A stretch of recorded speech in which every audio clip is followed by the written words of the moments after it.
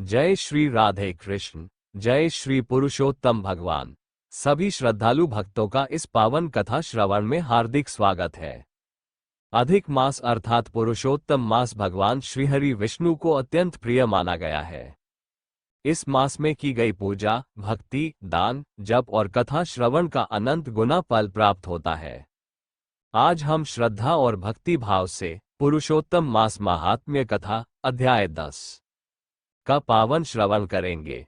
भगवान श्रीहरि से प्रार्थना है कि वे हम सभी के जीवन से दुख, दरिद्रता और बाधाओं को दूर करें तथा सुख, शांति, समृद्धि और भक्ति का आशीर्वाद प्रदान करें। जो भी भक्त सच्चे मन और श्रद्धा से इस कथा को सुनते हैं, उनकी सभी मनोकामनाएं पूर्ण होती हैं। तो आइए प्रेम और भक्ति के साथ कथा प्रारंभ करते हैं। पुरुषोत्तम मास महात्म्य कथा अध्याय 10। जब उस दुखी कन्या ने महर्षि दुर्वासा ऋषि के सामने अपना दुख प्रकट किया, तब दयालु मुनि ने उसके कल्याण के लिए एक अत्यंत गुप्त और महान उपाय बताया। उन्होंने कहा कि शीघ्र ही आने वाला पुरुषोत्तम मास सभी मासों में श्रेष्ठ है और इसमें किया गया स्नान, दान, जप और भगवान की पूजा असंख्य गुना फल देने वाली होती है। उन्होंने समझाया कि इस पवित्र मास में केवल एक बार तीर्थ स्नान करने से भी उतना ही पुण्य प्राप्त होता है जितना हजारों वर्षों तक तप और गंगा स्नान करने से मिलता है। यह मास स्वयं भगवान श्री कृष्ण को अत्यंत प्रिय है और इसमें की गई भक्ति से मनुष्य की सभी मनोकामनाएं पूर्ण होती है। दुर्वासा ऋषि ने अपने जीवन का एक प्रसंग भी बताया कि किस प्रकार उन्होंने क्रोध में राजा अम्बरीश को नष्ट करने का प्रयास किया था, लेकिन भगवान के सुदर्शन चक्र से स्वयं संकट में पड़ गए। तब इस पुरुषोत्तम मास के प्रभाव से ही वे उस भयंकर संकट से बच सके। इस प्रकार उन्होंने कन्या को दृढ़ता से इस मास का व्रत करने का उपदेश दिया। लेकिन उस कन्या ने मुनि के वचनों को स्वीकार नहीं किया। उसने तर्क करते हुए कहा कि अन्य मास जैसे कार्तिक, वैशाख आदि भी तो महान है, फिर ये मलमास कैसे श्रेष्ठ हो सकता है। उसने इस मास की महिमा को समझने के बजाय उसका तिरस्कार किया। ये सुनकर दुर्वासा ऋषि अत्यंत क्रोधित हुए। उनके नेत्र लाल हो उठे, परंतु करुणा के कारण उन्होंने उसे श्राप नहीं दिया। उन्होंने सोचा कि यह कन्या अज्ञानवश ऐसा कह रही है और अभी इसके पास सही समझ नहीं है। इसलिए उन्होंने केवल इतना कहा कि पुरुषोत्तम मास का अनादर करने का फल उसे अवश्य भोगना पड़ेगा, चाहे इस जन्म में या अगले जन्म में। इसके बाद दुर्वासा ऋषि वहां से चले गए। उनके जाने के बाद कन्या का तेज और सौभाग्य क्षीण होने लगा। तब उसे अपने निर्णय पर विचार आया, लेकिन अब वह अलग मार्ग चुन चुकी थी। अंततः उसने निश्चय किया कि वह भगवान शिव की कठोर तपस्या करेगी, क्योंकि उसे लगा कि वही उसके दुखों का निवारण कर सकते हैं। इस प्रकार वह पुरुषोत्तम मास की महिमा को त्याग कर अपने ही मार्ग पर चल पड़ी। हे पुरुषोत्तम प्रभु श्रीहरि विष्णु, जैसे आपने अपने भक्तों पर सदैव कृपा बरसाई है, वैसे ही हम सभी पर अपनी कृपा बनाए रखें। आज की इस पावन पुरुषोत्तम मास महात्म्य कथा अध्याय 10 का श्रवण करने से यदि कोई त्रुटि हुई हो तो प्रभु हमें क्षमा करें। इस कथा का पुण्य फल समस्त भक्तों, परिवारजनों और संसार के सभी प्राणियों को प्राप्त हो। सबके जीवन में सुख, शांति, आरोग्य, समृद्धि और भक्ति का प्रकाश फैले। जो भी भक्त इस कथा को श्रद्धा भाव से सुनते या सुनाते हैं, उनके घर में सदैव सुख समृद्धि बनी रहती है और भगवान श्रीहरि की कृपा प्राप्त होती है। बोलिए पुरुषोत्तम भगवान की जय, श्री राधे कृष्ण भगवान की जय, श्रीहरि विष्णु भगवान की जय, भक्तवत्सल प्रभु की जय, सनातन धर्म की जय, हरि बोल। प्रिय भक्त जनों, अब हम लोग एक भक्त की कथा को सुनते हैं। आज हम एक ऐसे महान भक्त की मार्मिक कथा सुनने जा रहे हैं, जिनकी भक्ति, श्रद्धा, समर्पण और अटूट विश्वास ने स्वयं भगवान का हृदय पिघला दिया। ये कथा है परम भक्त सुब्रत जी की। भक्त सुब्रत की यह कथा हमें सिखाती है कि सच्चे मन से की गई भक्ति कभी व्यर्थ नहीं जाती।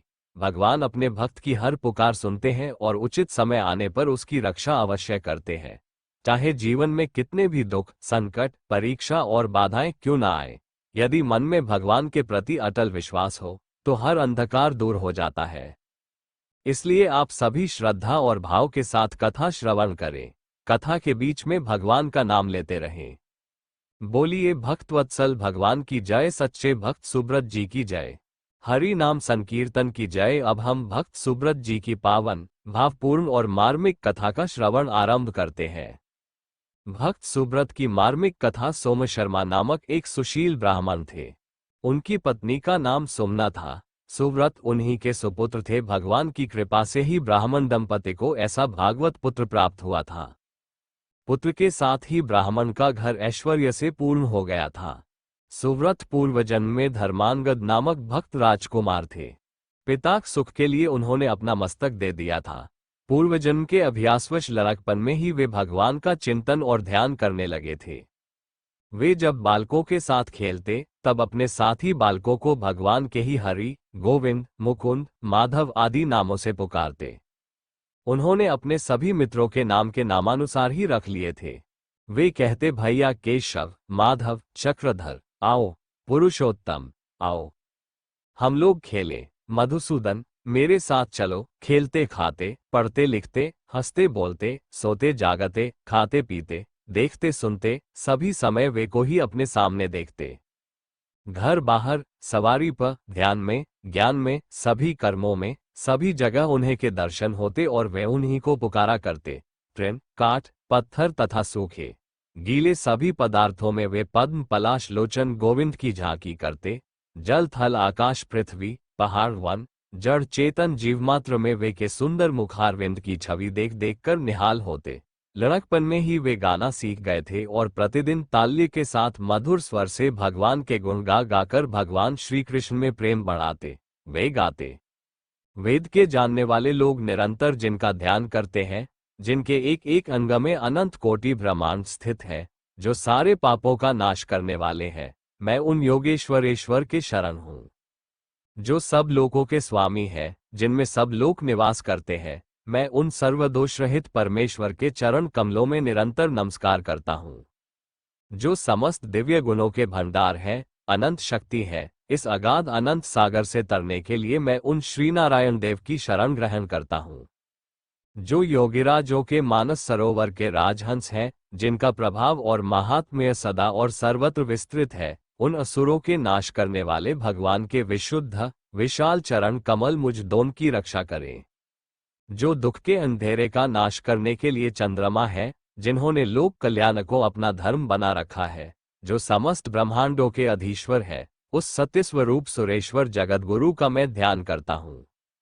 जिनका स्मरण ज्ञानकमल के विकास के लिए सूर्य के समान है, जो समस्त भुवनों के एकमात्र आराध्य देव है, मैं उन महान महिमान्वित आनंदकंद के दिव्य गुणों का तालस्वर के साथ गान करता हूँ। मैं उन पूर्णामृत स्वरूप सकल कलानिधि का अनन्य प्रेम के साथ गान करता हूँ। पापी जीव जिनका दर्शन नहीं कर सकते, मैं सदा सर्वदा उन भगवान केशव की ही शरण में पड़ा हूँ। इस प्रकार गान करते हुए सुव्रत हाथों से ताली बजा बजाकर नाचते और बच्चों के साथ आनंद लूटते। उनका नित्य का यही खेल था। वे इस तरह भगवान के ध्यान में मस्त हुए बच्चों के साथ खेलते रहते। खाने पीने की कुछ भी सुधि नहीं रहती। तब माता सुमना पुकार कर कहती, बेटा तुम्हें भूख लगी होगी। देखो भूख के मारे तुम्हारा मुख कुम्हला रहा है।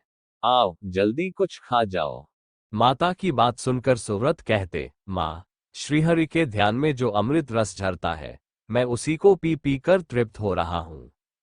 जब माँ बुला लाती और वे खाने को बैठते, तब मधुर अन्न को देखकर कहते, यह अन्न भगवान ही है, आत्मा अन्न के आश्रित है। आत्मा भी तो भगवान ही है। इस अनुरूपी भगवान से आत्मारूप भगवान तृप्त हो। जो सदा क्षीरसागर में निवास करते हैं, वे भगवान इस भगवत स्वरूप जल से तृप्त हो। तांबूल, चंदन और इन मनोहर सुगंधयुक्त पुष्पों से सर्वात्मा भगवान तृप्त हो। धर्मात्मा सुव्रत जब सोते, तब श्री कृष्ण का चिंतन करते हुए कहते, मैं योग निद्रा संपन्न श्री कृष्ण के शरण हूँ। इस प्रकार खाने पहनने, सोने बैठने आदि सभी कार्यों में वे का स्मरण करते और उन्हीं को सब कुछ निवेदन करते।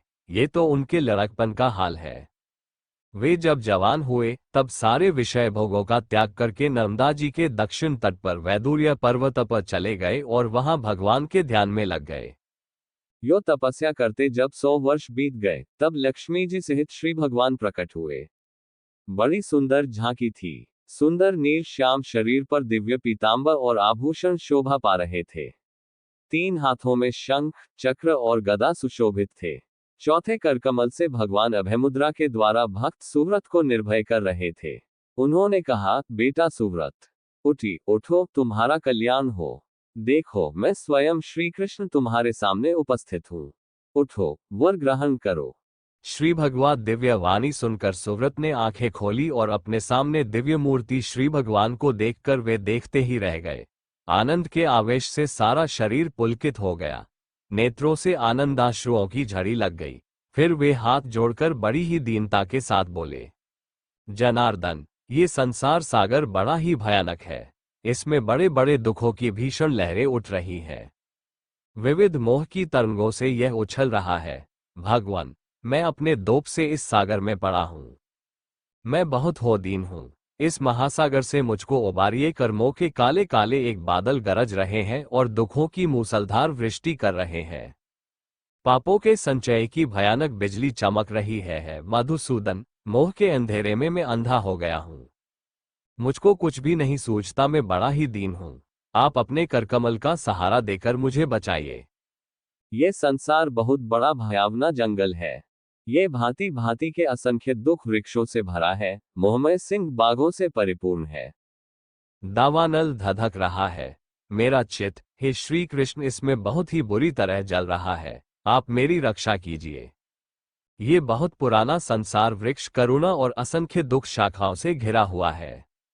माया ही इसकी जड़ है। स्त्री पुत्रादि में आसक्ति हो इसके पत्ते हैं। हे मुरारे, में इस वृक्ष पर चढ़कर गिर पड़ा हूं। मुझे बचाइए। भांति भांति मोहमय दुखों की भयानक आग से मैं जला जा रहा हूं। दिन रात शोक में डूबा रहता हूं। मुझे इससे छुड़ाइए। अपने अनुग्रह रूप ज्ञान की जलधारा से मुझे शांति प्रदान कीजिए। मेरे स्वामी, ये संसार रूपी गहरी खाई बड़े भारी अंधेरे से छाई है। मैं इसमें पड़कर बहुत ही डर रहा हूं। इस दीन पर आप कृपा कीजिए। मैं इस संसार से विरक्त होकर आपकी शरण आया हूं। जो लोग अपने मन को निरंतर बड़े प्रेम से आप में लगाए रखते हैं, जो आपका ध्यान करते हैं, वे आपको प्राप्त करते हैं। देवता और किन्नरगण आपके परम पवित्र श्रीचरणों में सिर झुकाकर सदा उनका चिंतन करते हैं। प्रभो, मैं भी न तो दूसरे की चर्चा करता हूं, न सेवन करता हूं और न तो चिंतन ही करता हूं। सदा आपके ही नाम गुण कीर्तन, भजन और स्मरण में लगा रहता हूं। मैं आपके श्री चरणों में निरंतर नमस्कार करता हूं। श्री कृष्ण, मेरी मन कामना पूरी कीजिए। मेरी समस्त पापराशि नष्ट हो जाए। मैं आपका दास हूं, किनका हूं। ऐसी कृपा कीजिए जिससे मैं जब जहां भी जन्म लूं सदा सर्वदा आपके चरण कमलों का ही चिंतन करता रहूं। श्री कृष्ण, यदि आप मुझ पर प्रसन्न हैं तो मुझे उत्तम वरदान दीजिए। हे देवाधिदेव, मेरे माता और पिता सहित मुझको अपने परम धाम में ले चलिए। इस प्रकार स्तुति करके सुव्रत चुप हो गए। तब भगवान श्री कृष्ण ने कहा, ऐसा ही होगा, तुम्हारा मनोरथ पूर्ण होगा। इतना कहकर भगवान अंतर्धान हो गए और सुव्रत ने अपने पिता सोम शर्मा और माता सुमना के साथ सशरीर के नित्य धाम की शुभ यात्रा की। तो भक्तजनों, ये थी परम भक्त सुब्रत जी की हृदय को भाव विभोर कर देने वाली पावन कथा। इस कथा से हमें यही शिक्षा मिलती है कि भगवान केवल धन, वैभव या बाहरी आडंबर नहीं देखते। वे अपने भक्त के सच्चे प्रेम, निष्कपट भक्ति और पवित्र भाव को स्वीकार करते हैं। जो भी श्रद्धा और विश्वास के साथ इस कथा को सुनता या सुनाता है, उसके जीवन के दुख, भय और संकट धीरे धीरे दूर होने लगते हैं। भगवान अपने भक्तों की रक्षा हर परिस्थिति में करते हैं और उनके जीवन में सुख, शांति तथा कृपा का प्रकाश भर देते हैं। आइए हम सब मिलकर प्रभु से प्रार्थना करें। हे प्रभु, जिस प्रकार आपने भक्त सुब्रत पर अपनी कृपा बरसाई, उसी प्रकार हम सब पर भी अपनी कृपा बनाए रखें। हमारे जीवन में भक्ति, सद्बुद्धि, प्रेम और सेवा का भाव सदैव बना रहे। अब सभी भक्तजन प्रेम से बोलिए, भक्त सुब्रत जी की जय, श्री हरि भगवान की जय, बोलो सच्चे दरबार की जय, सनातन धर्म की जय। आप सभी का कथा श्रवण के लिए बहुत बहुत धन्यवाद।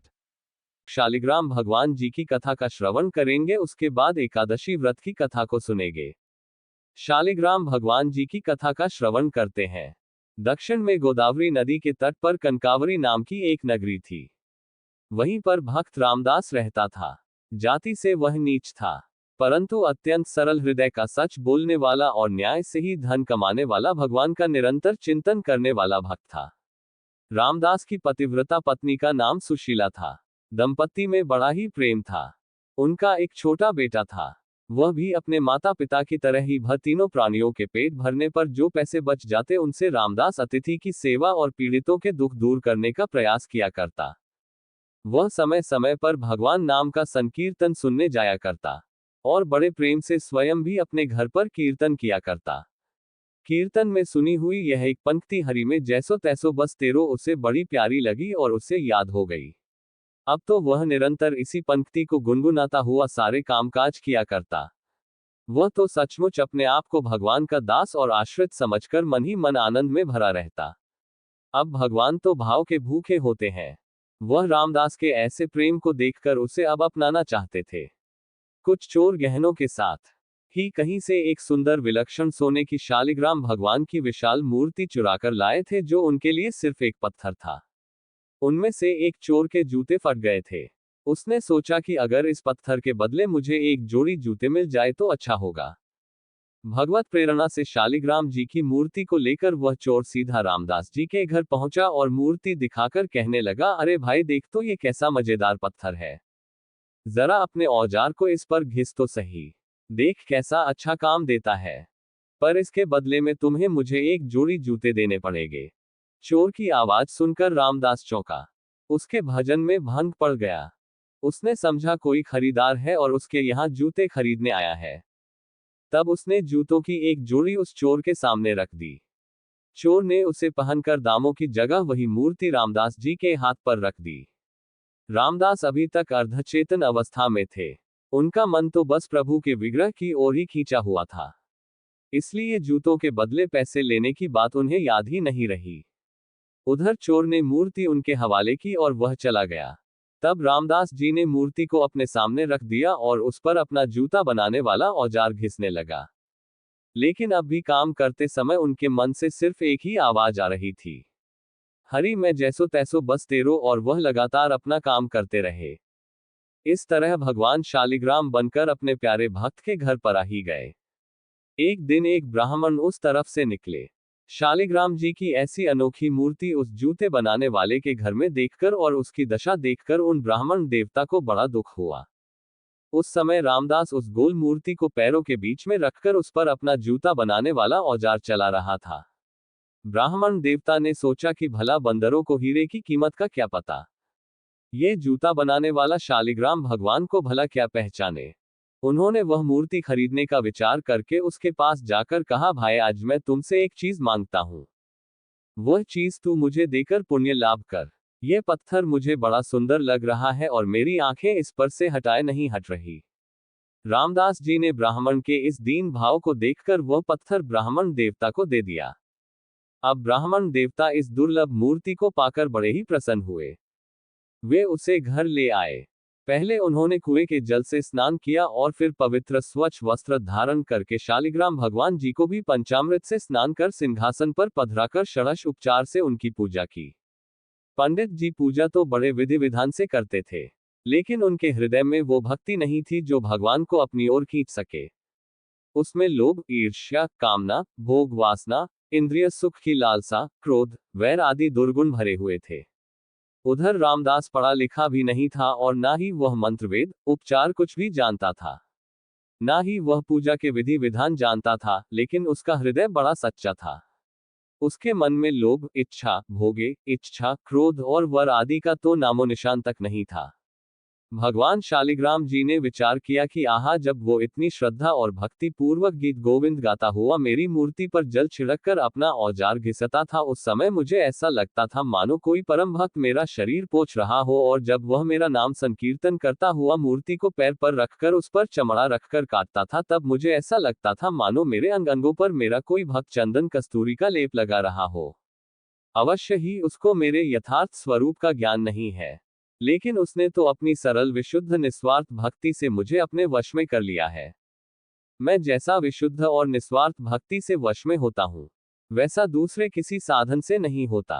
अब रामदास दिन और रात भगवान के प्रेम में कभी रोता, कभी हंसता तो कभी नाचने लगता। अब तो उसे एक ही रट लग गई थी। नाथ, अब मुझे दर्शन दो। पहले तो मुझे पता नहीं था, पर आपने ही मेरे हृदय में यह आग लगा दी है। मैंने तो ना पहचान कर आपकी मूर्ति का निरादर किया, लेकिन आप मुझे नहीं भूले और ब्राह्मण के द्वारा अपना स्वरूप बतलाकर मेरे घर आ गए। अगर आप मुझे दर्शन नहीं देना चाहते थे तो फिर यह सब क्यों किया? बस एक बार आप अपने सांवले सलोने चांद से मुखड़े की झांकी दिखाकर मेरे मन को सदा के लिए चुरा लो। मेरे मोहना करुणा की वर्षा कर दो इस कंगाल पर। बस एक बार दर्शन देकर मुझे कृतार्थ कर दो। भगवान तो भक्तवत्सल है, जो एकमात्र भगवान को ही अपना सब कुछ मानकर उनसे प्रार्थना करता है, वह उसकी प्रार्थना तत्काल सुन लेते हैं। उसके ऐसे दिव्य प्रेम को देखकर अब भगवान से भी रहा नहीं गया। वे तुरंत एक वृद्ध ब्राह्मण का रूप धरकर उसके घर आ गए। अब घर पधार कर भगवान ने उसकी विरह वेदना को शांत नहीं किया, बल्कि उस विरह वेदना को पहले से भी और अधिक बढ़ा दिया और उससे कहने लगे, अरे भाई, भगवान का दर्शन कोई मामूली बात थोड़ी ही है।